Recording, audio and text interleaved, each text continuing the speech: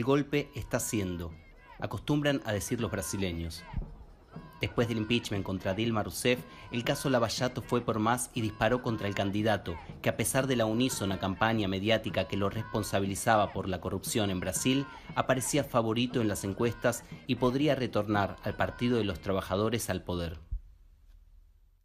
Os setores populares, que também são afetados pela mídia, não reagem e não aceitam essas mensagens da mesma forma que as classes médias, os profissionais liberais. Por quê? Porque eles sentiram na sua própria vida, sentiram na pele os efeitos benéficos dos anos de governo de Lula e de Dilma. Lula estuvo 580 días en prisión. El juez que lo condenó pasó a formar parte del gobierno de su rival electoral, pero el expresidente fue liberado y promete dar vuelta al tablero en el año 2020. La lucha que travamos en esos 2 años por la liberación de Lula fue fundamental y fue la principal y quizá la única victoria política que la clase obrera tuvo en ese periodo, porque ahora, con su liberación, entraremos en un nuevo ciclo de enfrentamiento con la derecha, con el capital. Revueltas sociales, ajuste neoliberal, crímenes socioambientales, golpe de Estado, militarización, Lula preso, pero también Lula libre. Se va un 2019 que ocupará varias páginas en la historia de América Latina, pero antes queda la voz del primer y único operario que llegó a la presidencia de Brasil.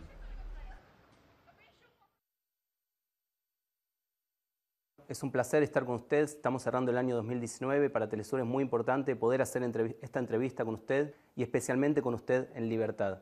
Quería preguntarle en principio cómo ve a Brasil, este Brasil afuera de la cárcel. Nacho, primeiro eu queria te cumprimentar a direção da Telesur por tomar a decisão de fazer essa entrevista e cumprimentar o presidente Maduro e o povo da Venezuela, por quem eu tenho e nutro um grande respeito. Eu penso que o Brasil vive uma situação de anomalia, porque o Brasil era um país alegre, era um país que crescia, era um país que gerava empregos, era um país que era o povo mais otimista do planeta Terra, e de repente inventaram toda uma arquitetura golpista para derrubar a presidenta Dilma, e depois, para não permitir que o PT voltasse ao governo, inventaram uma arquitetura jurídica conhecida por Lawfare para tentar evitar que o Lula não fosse candidato a presidente da República. E por isso me prenderam durante 580 dias. Na verdade, a situação do Brasil é delicada do ponto de vista do povo brasileiro. O povo está sofrendo redução salarial, o povo está sofrendo perda de direitos conquistados nos últimos 50 anos, o povo está perdendo direitos previdenciários e, na verdade, o povo está perdendo o direito de sonhar e acreditar num país protagonista, um país que, não tendo contencioso com nenhum país do mundo, poderia ser uma espécie de ajudante da coordenação da integração latino-americana, da América do Sul, do Mercosul, do continente africano e de tantos outros países. Lamentavelmente, o ódio tomou conta desse país, um ódio disseminado, sobretudo pelos meios de comunicação, a partir do governo do PT e mais a partir de 2013, quando teve a manifestação em julho de 2013, e depois no impeachment da Dilma. Tudo isso gerou na eleição do Bolsonaro. A negação da política, o ódio à política, o ódio ao sindicato, o ódio à organização dos trabalhadores, o ódio à esquerda. Há uma tentativa de disseminação do ódio religioso nesse país. Isso tudo é muito grave, porque o Brasil é um país em que as pessoas se gostam, as pessoas adoram ser felizes, as pessoas querem estar bem, as pessoas são alegres, mas nesse momento nós vivemos uma situação de anomalia no país. Eu, particularmente, acho que nós temos todas as condições de recuperar o debate democrático no país, valorizar a esquerda no Brasil e na América Latina, que eles querem destruir, a combater o neoliberalismo que está vendendo, está destruindo todo o patrimônio público que foi construído ao longo de 70, 80 anos. E eu estou otimista. Eu estou otimista porque os dias que eu fiquei na Polícia Federal, ao invés de me desanimarem, ajudou a me fortalecer moralmente, eticamente, politicamente.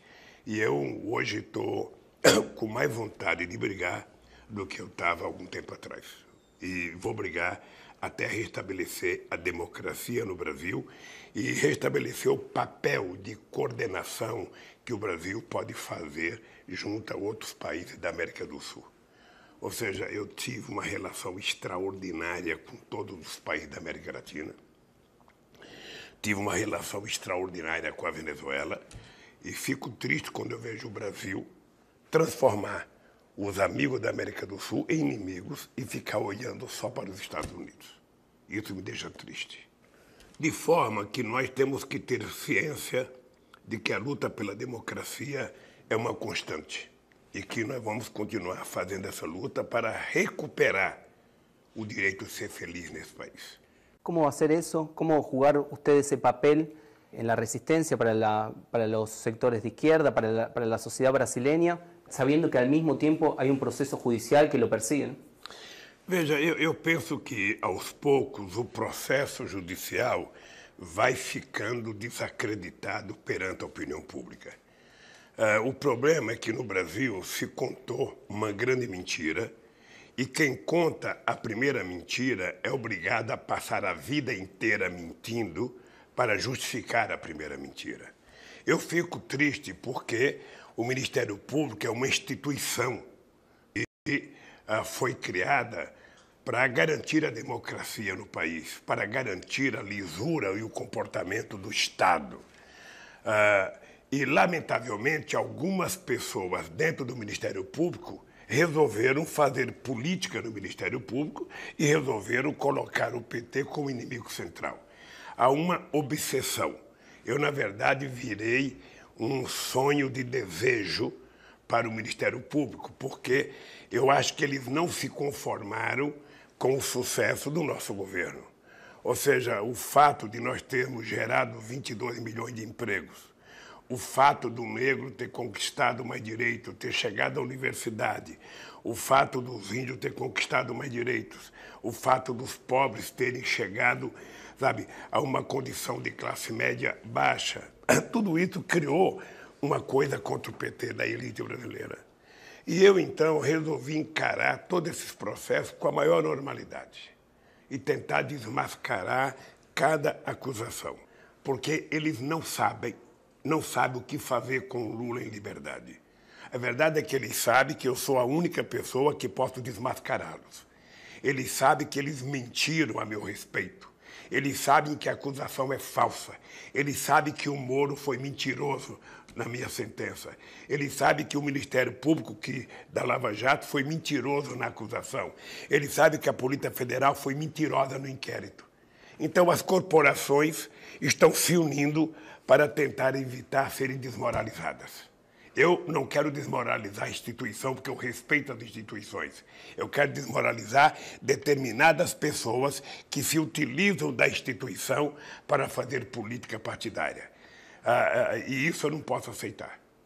A instituição merece respeito, a Polícia Federal, o Ministério Público, o Poder Judiciário. Mas pessoas que se comportam como marginais, como a Operação Lava Jato, como o juiz Moro, eu não posso respeitar. Então, eu estou brigando para restabelecer a verdade no Brasil. E isso, Nacho, pode ficar certo que pode demorar um tempo, mas nós vamos conseguir restabelecer a verdade no Brasil.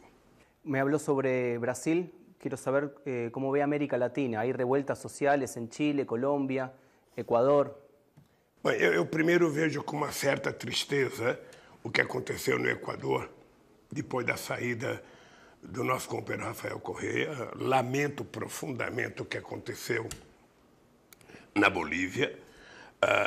Lamento a derrota, sabe, da Frente Ampla no Uruguai. Mas eu vejo que o povo começa a acordar. Eu vejo que o povo começa a se levantar e começa a perceber que houve muitas inverdades contadas para tentar derrubar os governos progressistas e populares. Eu fico feliz quando eu vejo o povo se manifestar na rua da forma mais democrática possível, tentando reivindicar direitos. É preciso que as pessoas entendam que a democracia não é um pacto de silêncio. A democracia é uma sociedade em movimentação à procura de conquistar mais direitos, de conquistar mais respeito, de conquistar mais dignidade. E é isso que o povo está fazendo, e é isso que o povo vai fazer no Brasil. E eu espero que nós recuperemos na América Latina aquele período entre 2000 e 2014, quando nós vivemos o período mais democrático da história da América Latina. Eu acho que foi um período extraordinário e nós precisamos recuperar para fazer políticas sociais para ajudar o povo mais pobre de cada país. ¿Hay diferencias entre esas manifestaciones que están ocurriendo en diferentes países de América Latina en este momento y aquellas manifestaciones que vivió Brasil en el año 2013? A diferença é que essas manifestações são feitas para conquistar direitos.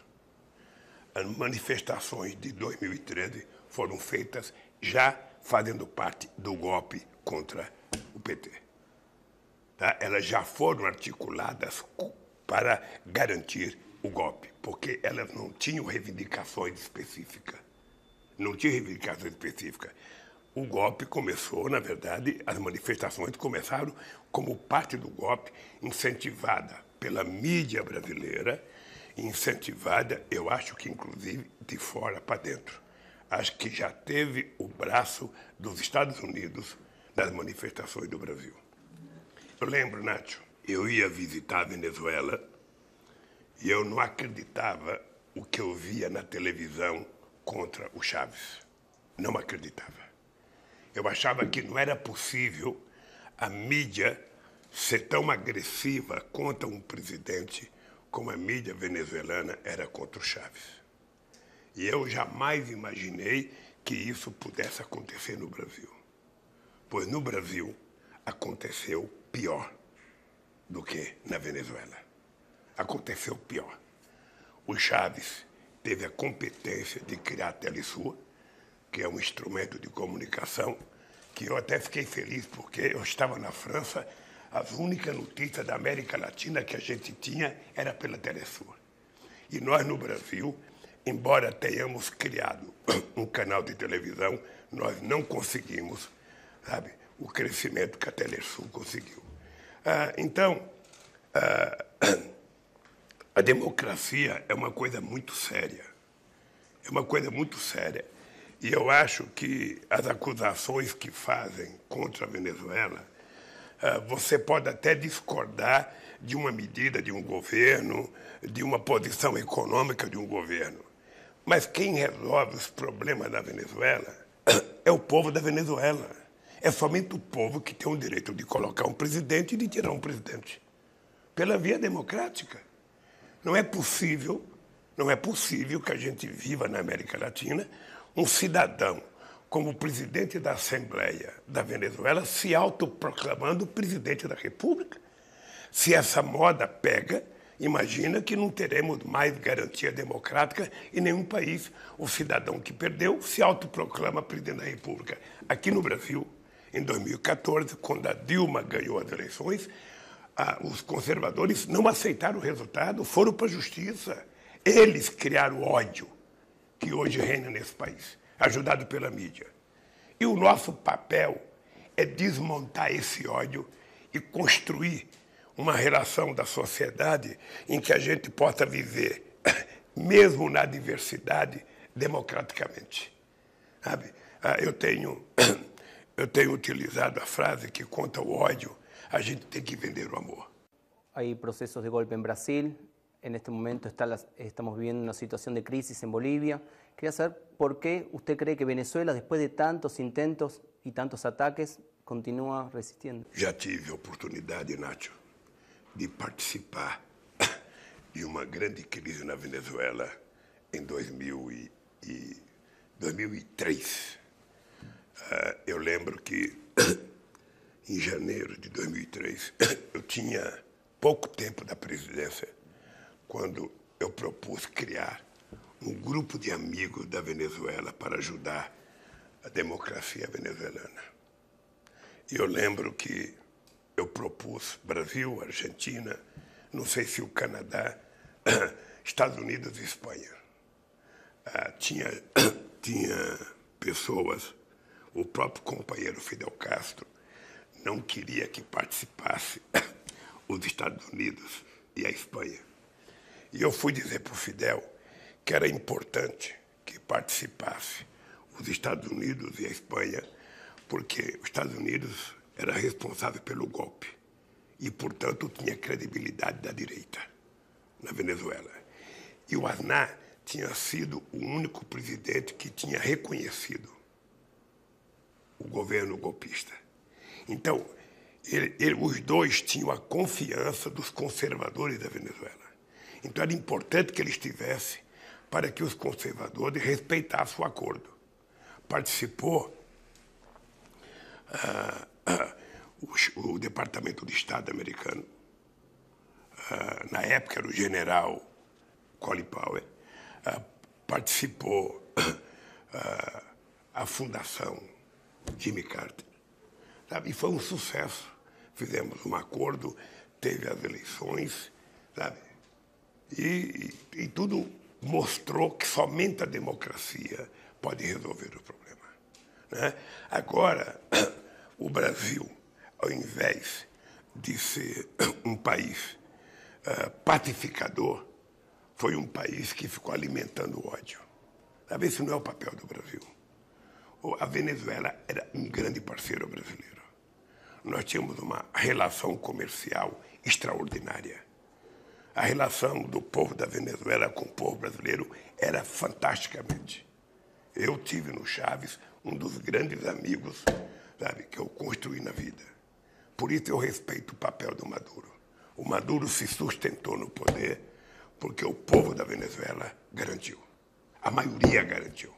Os militares garantiram o respeito à democracia, coisa que não aconteceu no Brasil, coisa que não aconteceu na Bolívia. Então, meu caro, nós temos que valorizar a existência da Venezuela. Só o povo da Venezuela tem o direito de questionar o Maduro e tirar o Maduro. Não é os Estados Unidos. O Trump que cuide do povo americano. Pare de contar mentiras através do fake news e o governo dos Estados Unidos. O Bolsonaro trate de governar o Brasil para o povo brasileiro e não se meta na Venezuela. Se a gente fizer isso, a gente vai construir a paz no nosso continente. Por isso, eu quero dar os parabéns ao povo da Venezuela pela capacidade de resistência. Se tem erros na economia, se tem erros na política, é o povo da Venezuela que vai ajudar a consertar. Lula, en Argentina hay una nueva situación, un cambio de gobierno, la llegada de un gobierno progresista con Alberto Fernández. ¿Cómo usted ve esa situación? Olha, eu estou particularmente feliz. Acho que a volta da Cristina como vice do Fernandes e a eleição do Fernandes como presidente é um alento para a América do Sul, é um alento para a América Latina. O povo recuperou imediatamente o poder na Argentina e eu espero que, mesmo com muito sacrifício, o Fernandes consiga fazer aquilo que é o sonho e a expectativa do povo argentino. Eu acho que foi a melhor notícia que nós tivemos nesses últimos anos na América Latina, foi a eleição do López Obrador no México e a eleição de Fernandes na Argentina. Parabéns ao povo argentino pela ousadia de recuperar a democracia e que Deus ajude o Fernandes a fazer um bom governo. ¿Se puede rearticular la región en relación a esos dos polos, México, Argentina, y en relación también a las organizaciones internacionales, teniendo en cuenta el papel que está teniendo la OEA en Bolivia? ¿Hay otras organizaciones que puedan utilizarse? Não, o papel da OEA é uma vergonha. O papel da OEA hoje é uma vergonha. Acho que o que está acontecendo na América Latina é uma articulação profunda da extrema-direita, liderada pelos Estados Unidos, liderada pelo Trump e os seus assessores, liderada pelo Departamento de Justiça dos Estados Unidos, uma perseguição, é quase que uma tentativa de destruir, né, aquilo que nós conquistamos de democracia na América Latina. Eu, aliás, em 500 anos de história, não conheço uma única atitude americana em benefício da autonomia e da liberdade de algum país na América Latina. Os Estados Unidos têm se comportado, me parece que para tentar evitar a influência da China na América Latina, para tentar enfrentar a importância da Rússia, sabe, no mundo geopolítico, os americanos resolveram tomar a América Latina outra vez. Ou seja, a América Latina não tem que ter protagonismo, a América Latina não tem que ter independência, a América Latina não tem que ter política própria. É os Estados Unidos que determina o que a gente vai fazer. E o Bolsonaro se submeteu a isso. Se submeteu da forma mais vergonhosa possível, batendo continência à bandeira americana. Sabe? Quase que oferecendo a Amazônia para o governo americano. Isso é uma vergonha, isso nunca aconteceu no Brasil. E um país que tem autoestima, um país que tem orgulho próprio, um país que tem amor a si mesmo, não pode aceitar em nenhum país da América Latina essa submissão. Não dá para aceitar. Então é por isso que eu vou lutar. Eu vou lutar até os últimos dias da minha vida para que esse país recupere a soberania e para que a gente construa o velho sonho, sabe, de Bolívar, de construir uma grande América Latina, um bloco econômico forte, capaz de gerar desenvolvimento, capaz de competir com os Estados Unidos, capaz de competir com a Europa, capaz de competir com a China, com autonomia, com respeito y con autodeterminación. Unas semanas después de la manutención y extensión de su condena en el Tribunal Regional IV de Porto Alegre, un consejero de Asuntos Políticos de los Estados Unidos visitó a los miembros de ese tribunal. ¿Qué piensa usted de eso? Olha, eu penso que é uma vergonha, um vexame, e acho que tanto o Conselho Nacional de Justiça, quanto o Conselho Nacional do Ministério Público, quanto as outras instituições, sobretudo a Suprema Corte, olhe com muita atenção a submissão da Operação Lava Jato aos Estados Unidos. A Operação Lava Jato, ela ameaçou a democracia no Brasil, ela ameaçou a Câmara dos Deputados, ela ameaçou o Senado, ela ameaçou, sabe, todas as outras instituições e ameaçou a Suprema Corte várias vezes. Várias vezes. Eu, desde o primeiro depoimento que eu fui prestar em Brasília, que eu disse que o Moro era mentiroso, que eu disse que a acusação era mentirosa, que eles inventaram histórias, sabe? E já vinha acompanhando a submissão do Ministério Público Brasileiro e do Moro aos Estados Unidos. A quantidade de viagens, sabe, que eles fizeram aos Estados Unidos, a quantidade de conversa com procuradores americanos, a quantidade de conversa com o Departamento de Justiça dos Estados Unidos. Inclusive, nós temos na internet, sabe, vídeo de procuradores americanos felizes com a minha prisão. E agora, quando um representante político da embaixada visita, sabe, um tribunal que passou meu processo na frente de 1941 processos. Um tribunal que não votou a minha condena, ele votou, na verdade, o de respeito à Suprema Corte. Foi um desafio. Ou seja, essa gente não pode ficar impune. Ou as instâncias superiores que são responsáveis pela garantia da democracia no Brasil, pela garantia da valorização das instituições, toma atitude, ou a gente vai ver uma minoria no Poder Judiciário, uma minoria no Ministério Público, uma minoria na Polícia Federal, tentando destruir a democracia, tentando destruir as instituições, tentando causar mal ao nosso país. Porque a Lava Jato, ela um dia vai ser responsabilizada pela quantidade de prejuízo que ela deu à economia brasileira. Só ao PIB brasileiro foi mais de 142 bilhões de reais. Só de desemprego foram mais de 2 milhões de desempregados. Destruíram a indústria de engenharia, destruíram a nossa indústria naval, destruíram a indústria de óleo e gás. E o Brasil agora virou exportador de óleo cru e importador de derivados. É uma vergonha. Então, por isso que eu acho que a visita do representante político da Embaixada Americana ao TRF4 é uma ofensa à soberania brasileira. ¿Encuentra procesos similares de lawfare en otros países de América Latina? Até o Rafael Correia é uma coisa similar. Eu acho que hoje a sociedade está convencida de que há algo estranho, sabe, acontecendo no mundo. Não apenas no mundo latino-americano, no mundo como um todo. A política está enfraquecida. A política está desacreditada. E a quem interessa desacreditar a política? As elites financeiras. Porque hoje não existe mais preocupação com o sistema produtivo de um país. Hoje, o que está acontecendo no mundo é a financiarização da economia.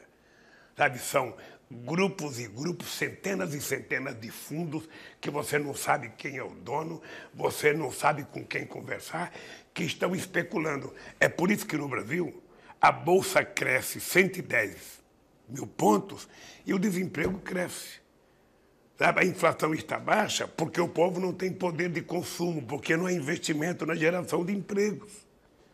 Então, eu acho que o povo precisa tomar consciência, o movimento sindical tem que tomar consciência, os movimentos sociais como um todo precisam ter consciência de que é preciso muita luta para a gente garantir de volta a nossa democracia. En paralelo con esos procesos neoliberales que usted está citando, hay también un proceso de militarización creciente en América Latina, hubo toques de queda en los últimos tiempos frente a las revueltas sociales. En Brasil hay medidas implementadas por el gobierno de Jair Bolsonaro que tienen precedente en la dictadura militar. Queria saber como você vê essas linhas. Olha, é grave. Agora, o que acontece? Os militares que não tiveram coragem de agir na Bolívia contra os agressores ao Evo, tiveram coragem de agredir o povo do Evo contra os golpistas. Aqui no Brasil, o Bolsonaro está ameaçando todo santo dia. Ele ameaça os negros, ele ameaça os sem terra, ele ameaça a CUT, ele ameaça o sindicato, ele ameaça os estudantes, ou seja, ameaça os artistas, ou seja, todo mundo que não concorda com eles viram inimigos. Sabe? No Equador, a mesma coisa. E nós precisamos nos rebelar, os democratas do continente, aqueles que acreditam na democracia como um valor fundamental, sabe? Tem que lutar contra isso. Tem que lutar contra isso. E o papel dos militares, no caso do Brasil, está definido na Constituição. O militar, ele tem a obrigação e a função primordial de garantir a soberania de um país contra possíveis inimigos externos e não ficar tentando tratar o povo como inimigo dentro do seu país. Sabe, as Forças Armadas é um instrumento, sabe, de defesa da soberania de um país.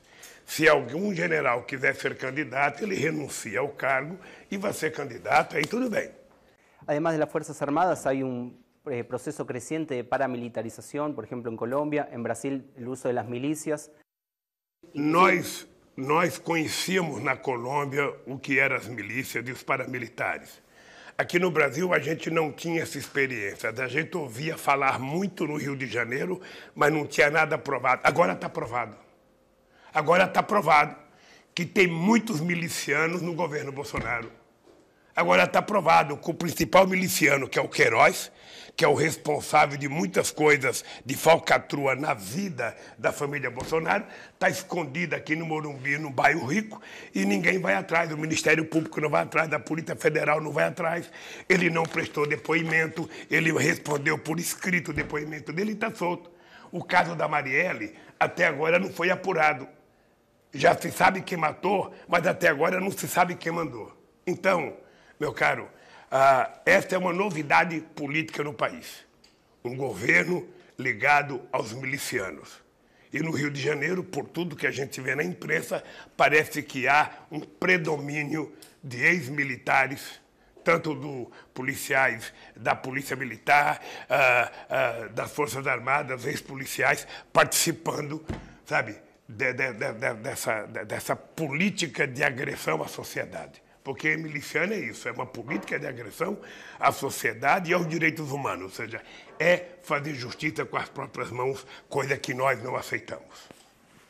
Para cerrar, tenemos procesos de neoliberalización crecientes, incendios en la Amazonia, entrega de recursos naturales, asesinatos en el campo. ¿Cuáles son las esperanzas para el próximo año en un panorama que parece tan difícil? Nacho, eu sou um homem de muita esperança. Eu estou com muita vontade de viver num país democrático. E como eu sou brasileiro, eu não vou procurar democracia em outro lugar. É aqui, é dentro do Brasil que a gente vai recuperar a democracia. O povo vai recuperar o direito de decidir que tipo de país ele deseja. E 2020 é um ano de muita luta.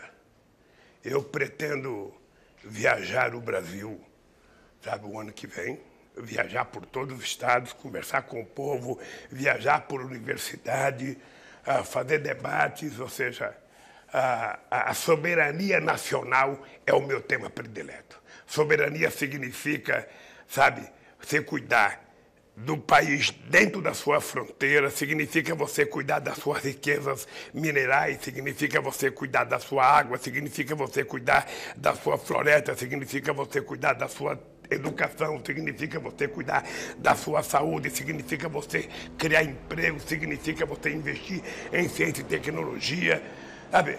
É isso que eu vou cuidar, e vou cuidar com muita força. Eu digo todo dia, eu estou com 74 anos, mas a minha disposição de brigar é de um jovem de 20 anos de idade. Que tenga un buen final de año y un próximo 2020 muy bueno. Nacho, eu me considero um homem feliz porque eu tive o prazer de conviver com Chaves e depois com Maduro, com Kirchner, depois com Cristina, com Lago, depois com Michelle Bachelet, com Tabaré e depois com Pepe Mujica, com Rafael Correia, com Lugo, depois com Evo Morales, ou seja, numa demonstração de que a América Latina viveu o momento mais extraordinário de democracia, o momento mais extraordinário de conquista de cidadania, o momento mais extraordinário em que o mundo respeitava a América Latina por aquilo que a gente falava. Por isso, eu acredito, estou confiante, sabe? E eu não sou daqueles que ficam torcendo, sabe, por fracasso do Bolsonaro, porque quando o governo fracassa, quem perde é o povo, né? Se o governo fracassando fosse ele que perdesse e o povo ganhasse, eu queria todo o fracasso. Mas é o contrário, quando o governo fracassa, o povo pobre é quem sofre mais. E eu não quero que o povo sofra. Por isso, o seu Bolsonaro tem que ter um compromisso moral de cumprir a Constituição brasileira e garantir que o povo tome café, almoce, jante, estude todo santo dia. É isso que eu quero para o Brasil. Muchas gracias, Lula. Obrigado, Nacho. Muito obrigado. Gracias. E eu quero aproveitar e mandar um abraço ao presidente Maduro, dizer que eu fico feliz com a resistência dele à hipocrisia. Eu nunca vou perdoar a covardia dos governos do mundo inteiro que apoiaram o tal do Guaidó. Não porque, se ele quisesse ser respeitado, ele deveria ter sido eleito. Eu sei que agora ele não está nem participando das negociações, ele é contra as negociações, e o Maduro está fazendo um esforço muito grande para fazer negociação. Então, a única coisa que eu posso dizer ao povo da Venezuela é que somente vocês são responsáveis pelo governo de vocês. E somente vocês são responsáveis pela garantia da democracia e da soberania.